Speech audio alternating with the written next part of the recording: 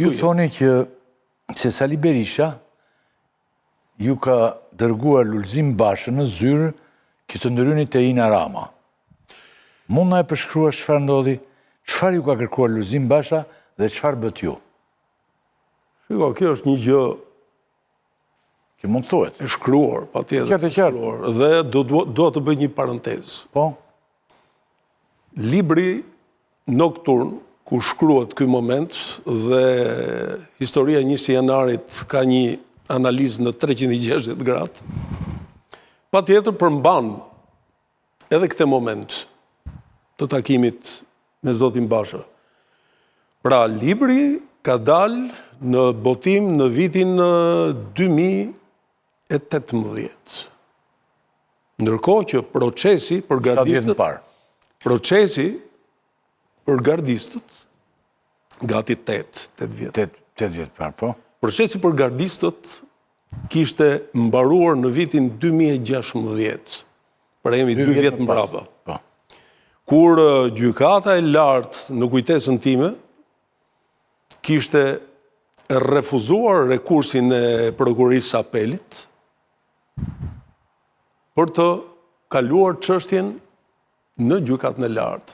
Dhe në atë moment të atij refuzimi, padyshim që çështja e tyre ishte mbyllur me dënimet që kishin marrë në gjykatat më të ulta. Pra, libri është shkruar me një qëllim, do të thoja, që ka brenda një lloj detyrimi për të shkruar. Pse? Unë fillova të konstatoj me kalimin e kohës që njerëz të ndryshëm që kishin lidhje apo s'kishin lidhje institucionale apo njerëz ndoshta që e kanë për zemër edhe për diskutuar për ngjarje të kësaj natyre, gazetarë, media, filluan të thonë të vërtetat e tyre që nuk ishin të vërtetat e mia. Dhe unë ndjeva si detyrim individual, që të shkruaj pjesën që ka të bëjë me të vërtetat e mia. Dhe çdo njeri është i lirë pastaj të jap të vërtetat e veta rreth një situate të caktuar. Nisur nga këto premisë, unë kam shkruar duke shfrytzuar dhe shënimet e mia dhe jemi pikërisht në këtë moment që juve sapo bët pyetjen.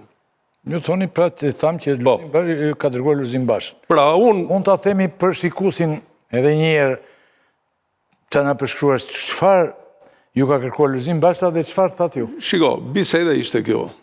Pata një telefonat, ka qenë ditë e diel, nëse 21 janari ishte ditë e premte.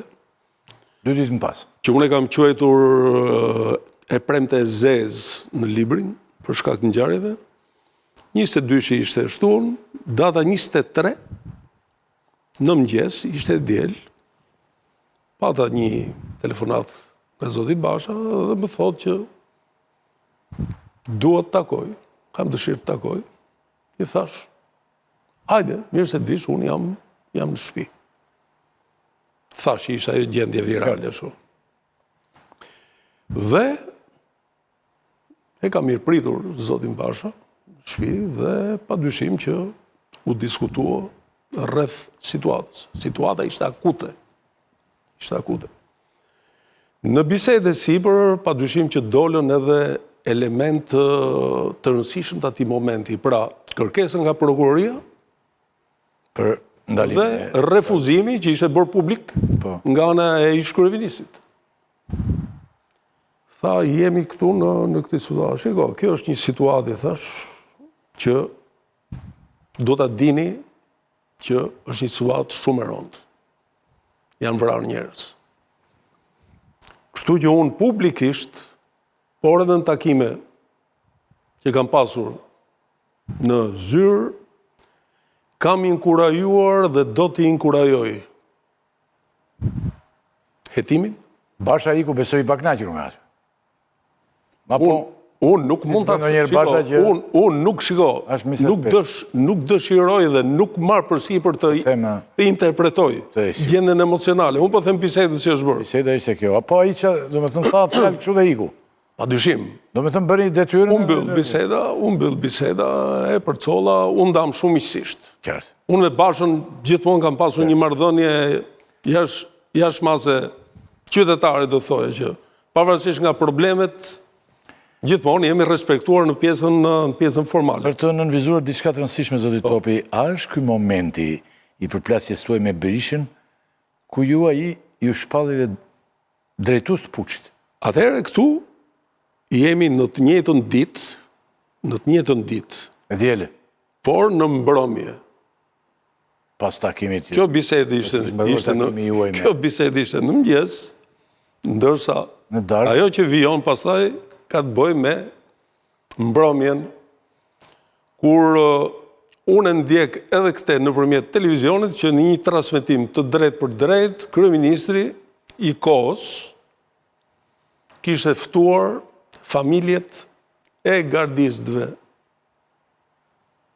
Familjet e gardistëve. Sigurisht janë ata të dëmtuarit. Dhe pa dyshim që ju e dini fare mirë, sepse ka qenë publike, ka bërë edhe dekorimet e rastit, dhe pastaj vjen ajo shprehje e cila pa dyshim ka mbetur si një shprehje fyerje lapidar në gojën e ish-kryeministit, që ka të bëjë me mua si presidenti i kohës, por ka të bëjë edhe me ish kryeprokuroren. Dhe në deklaratat e mia unë kam përmendur ngjarjet në bulevard.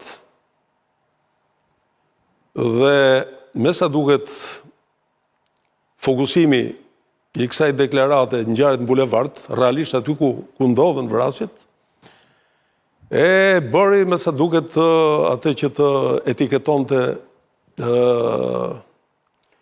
këtë pjesën e bulevardit, që ka të bëj me mua dhe me Zojën. Ora bulevardit.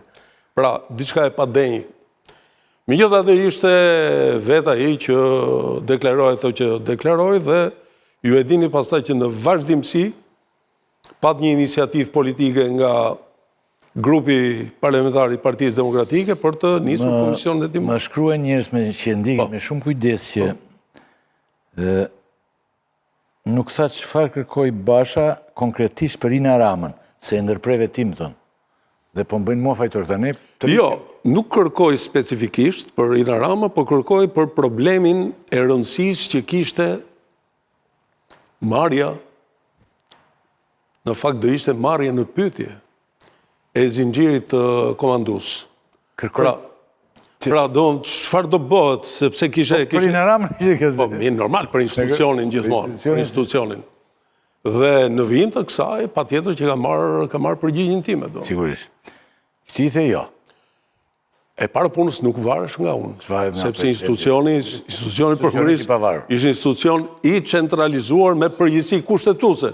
Dhe që më tepër të kryeministit. Por nga ana tjetër, unë deklarova që e kam mbështetur, do ta mbështes për transparencën e të gjitha ngjarjeve që lidhen 21 janar. Pra ti këtu u bëre hor bulevardi dhe drejtuesi puçit.